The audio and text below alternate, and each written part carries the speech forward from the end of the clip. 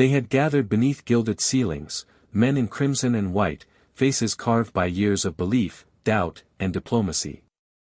The great council room of the Vatican, closed to cameras, yet soon to be seen by the world through whispered leaks and trembling hands.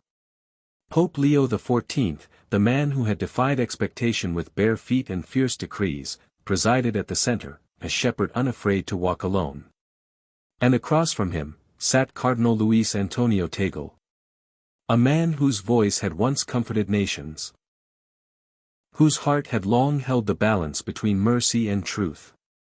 The air was thick, not with incense, but with something older. Tension. And when Tagle rose from his chair, slow and deliberate, no one breathed. This was no simple protest. This was a confrontation born of conscience. The room believed he would be silenced. But what he said next, shattered the walls of power, and the very soul of the Church trembled. The Vatican has not been the same since. Before we dive in, comment below. Where are you watching from today? This is not just a story. It is a reckoning. One the whole world must now wrestle with. They called him the Barefoot Pope. When he first entered the marble floors of St. Peter's Basilica, it was not in golden vestments, but with dust upon his feet. A gesture, they said. But to those who knew, it was a warning. Leo XIV was a reformer, not of laws, but of hearts. He stripped away the velvet of power, exposed the rot beneath ancient titles, and spoke of a church that must return, not to popularity, but to poverty of spirit. But he was also a lion. Unafraid to confront the trembling questions of the age. And unyielding when the storms of controversy crashed against Rome. And yet across the great table sat another lion, though gentler in form. Cardinal Luis Antonio Tagle, the voice of the East. A man who carried the laughter of children and the tears of refugees in his very breath. For years, he had been the bridge between compassion and doctrine, a weaver of words that could both comfort and convict. But bridges, no matter how strong, cannot always carry the weight of a church torn between ancient truth and modern demands. And on this night, Tagle would rise, not as diplomat, but as prophet. It was meant to be a closed-door meeting. A gathering of cardinals, far from the marble columns seen by tourists. The walls bore centuries of silent witness, tapestries of martyrs, saints, and sinners alike. There were no cameras. No journalists. Only crimson robes, aging faces, and the fragile breath of men who held the future of the faith in trembling hands. Yet, one voice recorder, smuggled beneath a folded cassock, would soon pour this sacred confrontation into the ears of the world. The topic on the table, marriage. And more than marriage, human dignity itself. A world screaming for new definitions, and a church standing guard at ancient gates. Would doctrine bend? Would mercy triumph over truth, or truth over mercy? At stake was not policy, but the very soul of the church. And tonight, those ancient walls would tremble. Friend, we tell these stories so your soul can wrestle with them, not merely watch from comfort. Subscribe to Faith Hidden Stories. If you will not, then enter the comments now. And say why you would rather stay silent. The oak doors groaned shut behind the last of the cardinals. No fanfare. No hymns. Only the faint hum of distant bells echoing through stone corridors. The great table stretched before them, a river of crimson robes flowing beneath flickering candlelight. Pope Leo XIV sat unmoved at its head. His eyes weary, but unyielding. Cardinal Tagle, gentle hands folded, yet trembling with the weight of what must be spoken, rose to address him. Holy Father, he began, voice calm, yet carrying the ache of 1,000 unheard voices. The world is watching us, watching you. Are we listening to their pain? Or only repeating ancient lines? A murmur flickered through the chamber. The question was not new, but never had it been asked so openly, so directly. The Pope's gaze did not waver. Cardinal, he replied, voice steady as stone warmed by the sun, truth is not ancient lines. It is the breath of the living God. Are we afraid of offending man, or of failing God? A pause. The silence between the words hung heavier than the words themselves. Tagle pressed forward, not with arrogance, but with the burden of compassion unspoken. But should we not evolve, as the world evolves? There it was. The question that beat beneath every modern heartbeat. The question the Church had faced in every age of upheaval. Pope Leo's hands rested gently atop the polished wood. We must evolve in love, he answered, not abandon truth for applause. Another pause. It was not defiance. It was sorrow made firm. Tagle's brow furrowed. But beneath his words stirred no rebellion, only a deep longing for unity that seemed to drift further beyond his grasp. And in that moment, as the first waves of tension rippled through the council, the watchers within that room knew, this would not be a debate. It would be a reckoning. Would you have dared to ask those questions?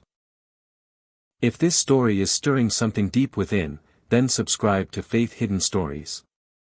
If you refuse, write it in the comments. Why? Why do you choose to look away from such a moment? The air thickened. The gentle crackle of candlelight seemed deafened by the weight of words unsaid. It was no longer a discussion. It had become a slow, deliberate climb, a fragile ascent toward a peak from which neither man would return unchanged. Cardinal Tagle rose once more. This time, there was no pause. No seeking of permission. Only the force of a conscience pressed too long beneath restraint. Your Holiness, his voice rang, clear, though edged with wearied longing. Millions of faithful cry out for recognition. Are we deaf to them? It was not a question. It was an indictment. Pope Leo XIV did not blink. His gaze sharpened, not with cruelty, but with sorrow sharpened by truth. Compassion, he replied, voice steady, slow, as though weighing each word against eternity itself, must not replace conviction. A murmur swept the table. Fingers tapped nervously against ancient wood. Tagle's voice trembled, not from fear, but from a deeper fire, stoked by years spent tending to the broken and unheard. Is compassion not conviction, when it mirrors Christ's heart? The Pope leaned forward. And now, the lion stirred. The cross, he said, was not a symbol of approval. It was a call to surrender. Not all love blesses us. The words landed not as stone, but as steel wrapped in velvet. A cardinal to the left gasped softly. Another lowered his eyes. Still. Tagle stood. The fire in his chest had been kindled long ago, in the slums of Manila, in the eyes of weeping mothers and children cast out. But Leo's reply was not yet finished. The Pope's voice grew quieter now, the kind of quiet that forces a room to lean in. I have kissed the foreheads of children orphaned by false freedoms. Children abandoned not by poverty, nor by plague, but by ideologies that promised them liberty, and left them hollow. Their tears, he whispered, have taught me what slogans cannot. The room was still. One by one, the proud postures of cardinals gave way to small, uncertain shifts. A silence that was not agreement, nor defiance. But the silence of men faced with truths too heavy to carry without breaking. Would you defend popularity, or purity? Would you trade eternal truths for fleeting applause? If this story convicts your heart, then subscribe now to Faith Hidden Stories. If you cannot, then speak your truth below. What part of this unsettles you? And why? The air no longer moved. It hung, thick, weightless, as though the very stones of the Vatican held their breath. Even the flickering candles seemed stilled, their flames swaying against an unseen current. And then, Tagle stepped forward. No longer the bridge builder, no longer the weaver of words. A man stripped down to conscience. His voice rose, not in defiance, but in the anguished longing of one who had seen too many faces cast into shadows. Then tell me, Your Holiness, his words caught between reverence and resistance, are you now condemning those who love differently? The words, once spoken, seemed to ring across the centuries. The council froze. Some held their breath. Others clenched trembling hands beneath crimson folds. A hush so complete, even the walls seemed to lean in. And slowly, Pope Leo XIV stood. Aged hands, worn by years of prayer and unseen burdens, pressed firmly upon the table. When he spoke, his voice was not loud. It did not need to be. It carried the weight of a shepherd's grief, and the steel of a prophet's fire. I do not condemn. But neither can I bless what wounds the image of God within us. The words fell like stones into still water, sending unseen ripples through every heart present. Tagle's gaze did not falter, but beneath his calm eyes, a storm swirled. The Pope continued, not as a ruler defending a throne, but as a father whose children wandered too close to the edge. I have held dying children in my arms, Cardinal. Not to shame their parents, no. But to remind this world of what it forgets so easily. Holiness costs more than comfort. The room remained silent. No defense. No applause. Only the deep hum of eternity pressing in on mortal men. And then, came the words. The words that would not stay within these walls. The words that would, within days, pour into the streets of Rome, fill the feeds of every nation, and haunt the conscience of the Church itself. You call it naive to protect the innocent? I call it sacred. And in that moment, those who had come prepared to debate, found themselves unable to speak. Some wept silently. Some stared down at trembling hands. And others, would soon leak these words to a world starving for both truth and mercy. If that line pierced your heart, then subscribe now to Faith Hidden Stories. And if it did not, then confess in the comments below, what holds you back from standing where truth costs something? The weight of the Pope's words still echoed in the chamber. Yet Cardinal Tagle, his heart torn between fidelity and compassion, found one more breath within him. He could not, would not let the moment pass without pressing the deepest ache of his soul. And so he spoke again, voice lower now, no longer fiery, but pleading, but to walk with them. His gaze fixed upon Leo's unflinching eyes. Is that not Christ-like? The room seemed to lean forward as one. For this was the question, beneath all others, that haunted every bishop, every priest, every believer trembling beneath the tides of the age. Pope Leo XIV did not answer at once. His gaze softened, but sharpened also, as a blade honed in secret prayer. When he spoke, it was with the voice of one who had held both the wounded and the sword of truth, to walk beside them, yes. To bless their chains? No. A breath caught in several throats. The Pope's voice deepened, not louder, but weightier with each syllable. You confuse engagement with endorsement, Cardinal. The Church must be a hospital, not a nightclub. The words fell like thunder wrapped in velvet. And still, no reply came. A murmur swelled through the chamber. Some cardinals exchanged furtive glances. Some gripped the arms of their chairs.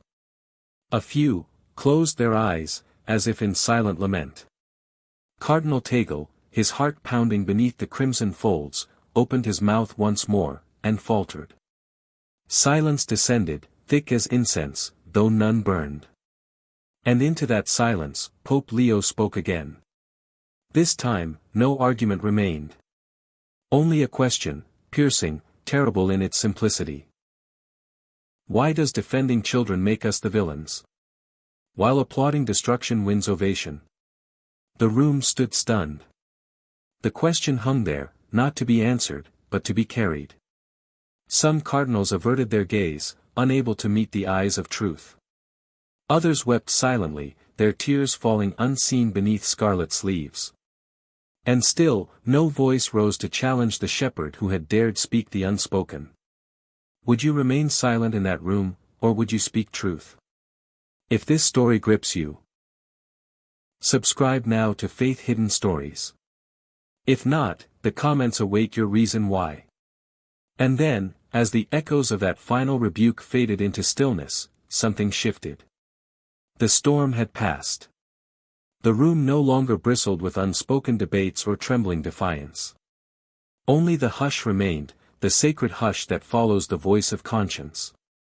Pope Leo XIV stood fully now, not as a ruler presiding over dissent, but as a shepherd standing amidst wounded sheep. And when he spoke again, it was not to the cardinals before him. It was to the unseen millions beyond those walls, to the bruised, the broken, the seeking hearts watching even now. My brothers. His voice gentle, woven with weariness and hope, this is not a war of sides. It is a call to holiness. The words floated across the chamber, melting what walls remained between those seated in judgment and those seated in longing. Mercy without truth, he continued, voice now soft as a prayer, is a lie. Truth without mercy, is a hammer. We need neither lies, nor hammers. And then, he raised his gaze higher, as if to the very cross that crowned that ancient city, we need the cross. A long silence followed. Some heads bowed, not in defeat, but in the weight of conviction carried inward. And then Pope Leo's gaze returned, resting upon the one who had dared stand before him. Cardinal Tagle. There was no scorn in that gaze. Only a tired warmth. The warmth of a father who knew his son's heart, even when they could not walk the same path. And you, dear brother, the Pope said, voice almost trembling with the tenderness of hard-earned love, may your heart remain soft. For the Church needs both courage and compassion. The words hung between them, a bridge rebuilt, fragile but true. And beneath those flickering candles, men who had come prepared for battle sat now in the shadow of something far greater than victory. Do you see both courage and compassion here? If so, subscribe now to Faith Hidden Stories. If not, then tell us below, what part of this story stings you today? What truth are you wrestling with even now? The great doors of the council chamber remained closed. Yet what had unfolded within, would not remain hidden. It would ripple outward, into pulpits and pews, into headlines and homes. But beneath all noise, one question remains. If you were in that room, the narrator's voice now almost a whisper against the silence, where would you stand? Would you speak for comfort? Or for the cross? These stories, the voice lingers now, as though brushing the edge of the listener's soul are not entertainment. They are mirrors, held to our souls. For the test of faith is not what we shout in crowds, but what we whisper in chambers where truth costs something. A long breath. And then the voice rises. Not in volume, but in gravity, subscribe now to Faith Hidden Stories. Not for stories, but for awakenings. And if you still will not, then say it boldly below, what truth here unsettles you today? And why? For it is better to wrestle in the open, than to wither in the dark.